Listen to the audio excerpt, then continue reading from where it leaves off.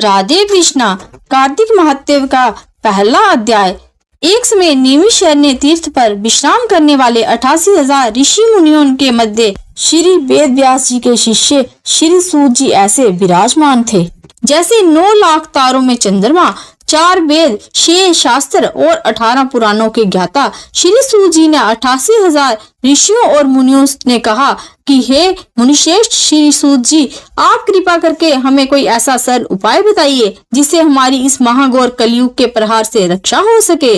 समस्त ऋषि मुनियों के मुख से ये बात सुनकर श्री सूत जी बोले कि तुम्हारी श्रद्धा तथा प्रभु भक्ति को देखकर मेरा हृदय बहुत प्रसन्न है। इसी से आज मैं तुम्हें कार्तिक महात्म्य की पावन कथा सुनाता हूँ, जिसको सुनने से इस कलिकाल में मनुष्य के समस्त पाप नष्ट हो जाते हैं और मनुष्य इस लोक में सुख भोगकर अंत में वैकुंठ वास पाता है। सो आप सावधान होकर सुने। एक समय संसारी जीवों का भला चाहने वाले ब्रह्मा के पुत्र श्री नारद मुनि ब्रह्मलोक में पहुंचकर जगत रचयिता श्री ब्रह्मा जी को नतमस्तक प्रणाम करके विनीत भाव से पूछने लगे कि हे श्री पितामह, कृपा करके आप कोई ऐसा धर्मोपदेशक सुनाने की कृपा करें जो कि इस महाकली काल में सब पापों को नष्ट करके मोक्ष देने वाला हो।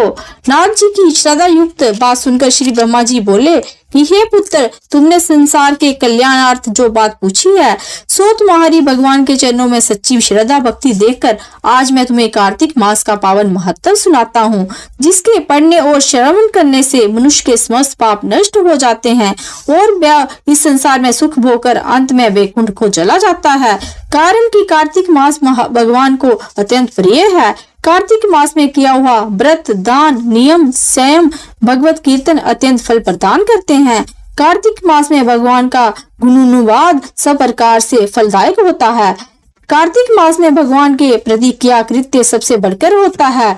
इससे बढ़कर कोई तप और यश नहीं है। अतः तुमने संसार की भलाई के लिए बहुत उत्तम प्रश्न किया है, सो मैं पुण्यदायिनी कथा कहता हूँ। अब तुम श्रद्धा युक्त सावधान होकर सुनो। मैं विधि सहित वर्णन करता हूँ। व्रत करने वाले मनुष्य को प्रातः काल ब्रह्म मुहूर्त में उठकर शौच आदि से निवृत्त होकर 12 अंगुल लंबे सुगंधित युक्त वृक्ष का दातुन करना चाहिए।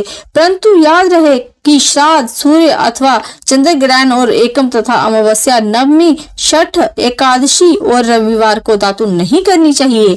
जिस दिन दातुन ना करनी हो उस दिन पानी से 12 कुल्ले करके मुंह को खूब साफ कर लेना चाहिए। जब 2 घड़ी रात्रि रह जाए तो काले तिल, चंदन, चावल, पुष्प, जाकुशा लेकर तालाब, कुंड, नदी, संगम अथवा किसी भी तीर्थ स्थान पर पहुंचकर हाथ जोड़कर प्रार्थना करें कि हे भगवान, आप एवं श्री लक्ष्मी जी को प्रसन्न करने के लिए मैं समस्त कार्तिक मास में स्नान करूंगा।